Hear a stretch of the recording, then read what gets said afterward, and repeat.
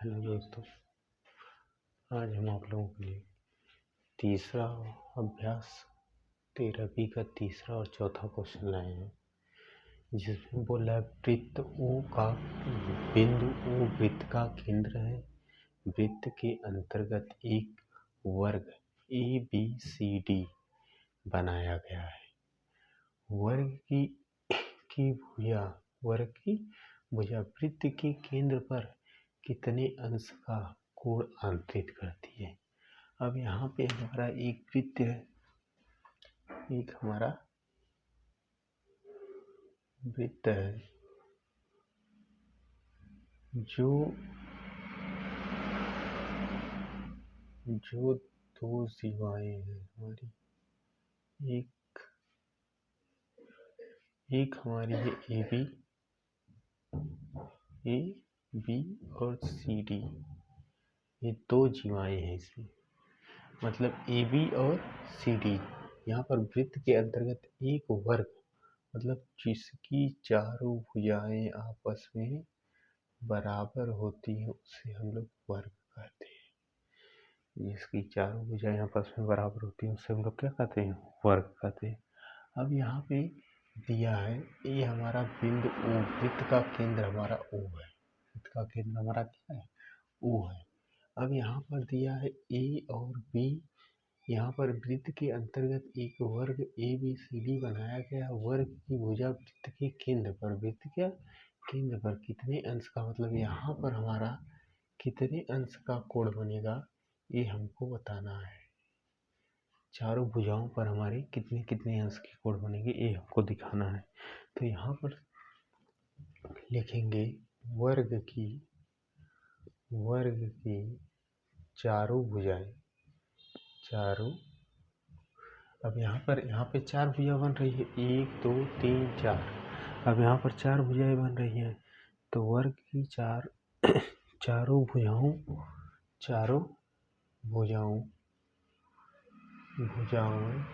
भुजाएं A B C D और D A B C, यहाँ पर लिखेंगे डी सी और सी डी, और लास्ट में हमारा है ए डी, मतलब ए बी सी डी और ए डी। ये हमारी क्या बन रही है, भुजा बन रही है। या इसको ए डी लिखो या तो इसको डी ए लिखो, डी ए लिख सकते हो। परस्पर क्या है, समान है। परस्पर हमारी क्या है,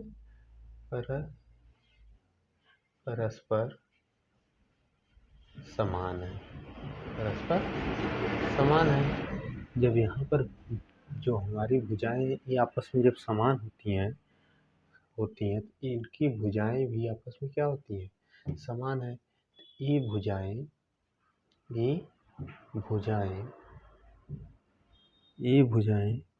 वृत्त की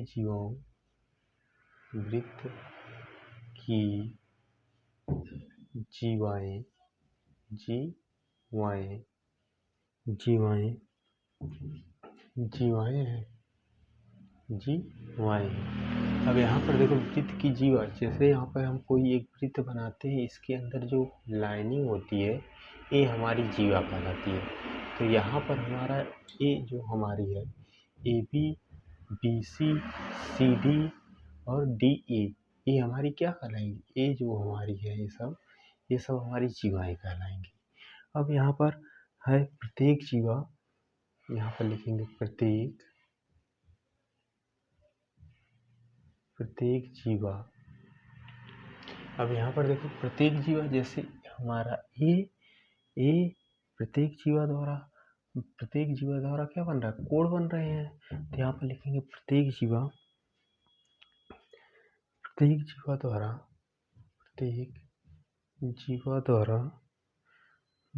केंद्र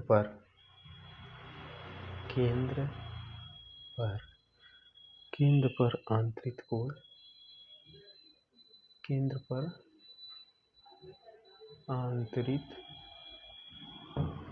आंतरिक कोण अब देखो, वृत्त की जीवा पर आंतरिक कोण, मतलब यहाँ पर हमारे एक कोण बन रहे हैं, यहाँ पर, यहाँ पर, यहाँ पर, यहाँ पर, ये सात क्या बन रहे हैं, कोण बन रहे हैं।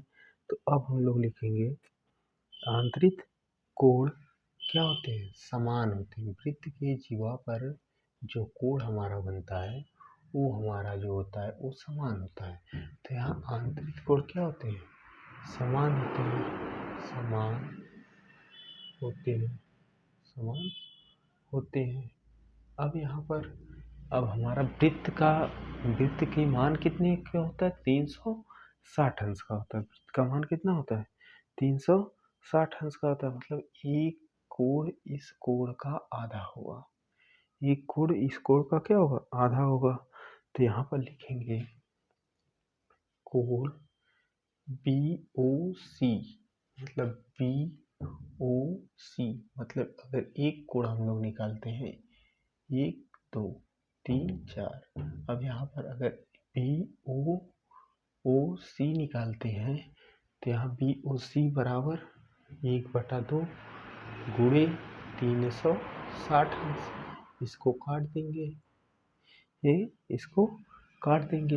अब यहाँ पर टोटल हमारा क्या हो रहा है, 4 कोण बन रहे थे। यहाँ पर 1/2, यहाँ पर देखो, यहाँ पर अगर 2 कोण हम लोग को दर्शाना होता तो यहाँ पे हम लोग 1/2 से करते, लेकिन यहाँ पर हमको 4 कोण बन रहे हैं।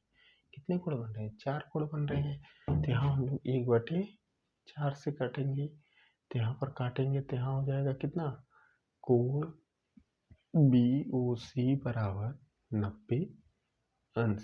BOC बराबर कितना आ जाएगा, 90 अंश। तो अतः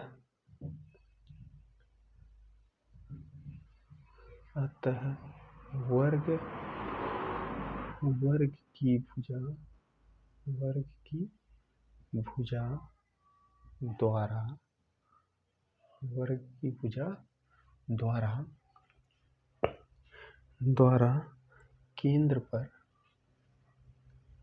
केंद्र पर केंद्र पर बना कोण 90 अंश का होगा।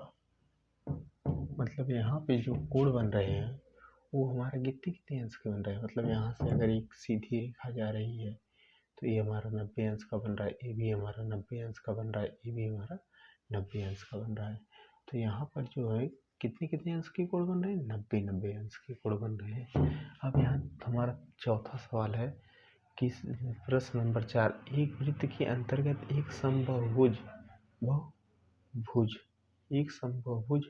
बनाया गया है, बनाया गया है। यदि समबाहुभुज की प्रत्येक भुजा पृथ्वी के केंद्र पर 60 अंश का कोण आंतरित करती है तो बहुभुज में भुजाओं की संख्या कितनी होगी।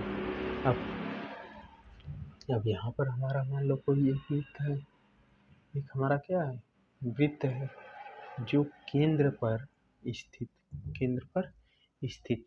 अब यहाँ से एक कोण जो बन रहा है वो हमारा बन रहा है 60 अंश का। वो हमारा कितने अंश का बन रहा है, 60 अंश का बन रहा है। तो ये जो हमारा कोण बन रहा है 60 अंश का बन रहा है। तो 60 अंश का कोण बन रहा है तो यहाँ पर हमारे वृत्त का जो टोटल मान होता है 360 अंश होता है। अब वृत्त का जो टोटल मान होता है वो 360 अंश होता है।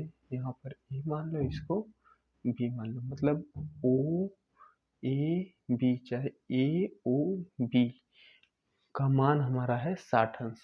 ए ओ बी का मान कितना है, 60 अंश है। तो यहाँ पर हमारा है, लिखेंगे कोण ए ओ बी बराबर 60 अंश। ए ओ बी बराबर हमारा क्या आ गया, 60 अंश आ गया। अब यहाँ बोला यदि बहुभुज की प्रत्येक भुजा के केंद्र पर 60 अंश का कोण आंतरित करती है तो बहुभुज में भुजाओं की संख्या कितनी होगी। अब यहाँ पर एक वृत्त के अंतर्गत एक समबाहुभुज बनाया गया है। अब यहाँ पर लिखेंगे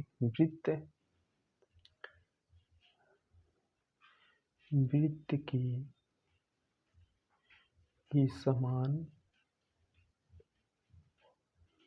की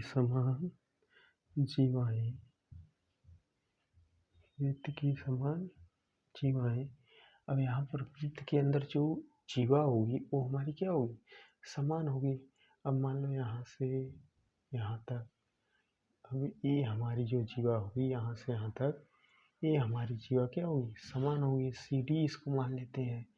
अब अगर कोई भी जीवा आपस में यहाँ से बन रही है यहाँ तक, तो हमारी क्या होगी, समान होगी। तो यहाँ पर जो भी बनेगा हमारा क्या बनेगा, कोण बनेगा। यहाँ पर CDEF मान लेते हैं इसको, EF मान लेते हैं। तो इसी तरह जो है कोण आपस में क्या होंगे, समान जीवाएं होंगी। अब यहाँ पर लिखेंगे वृत्त के केंद्र पर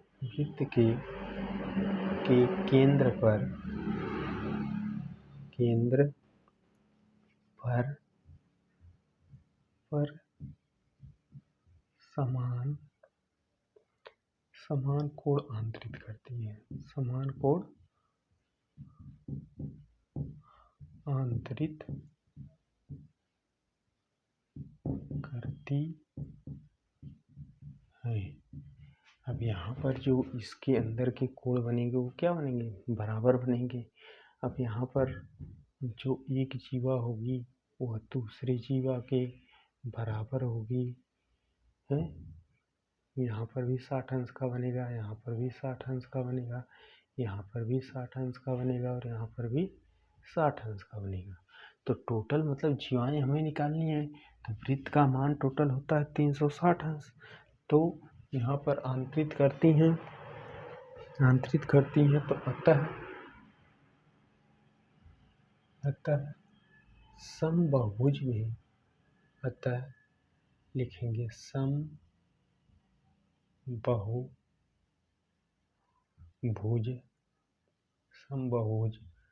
में भुजाओं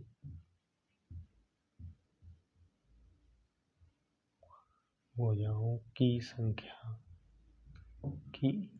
संख्या बराबर, एक कोण हमारा 60 अंश का है तो टोटल मान कितना होता है वृत्त का, 360 अंश बटे 60 कर देंगे। तो यहाँ पर हो जाएगा 6 के 0 को 0 से काट देंगे और 6 36 हो जाएगा। मतलब यहाँ पर एक समबाहुभुज में कितने कोण बनेंगे, 6 कोण बनेंगे। कितने कोण बनेंगे, 6 कोण बनेंगे। तो उसी तरह एक और बना लेते हैं, 1 2 3 4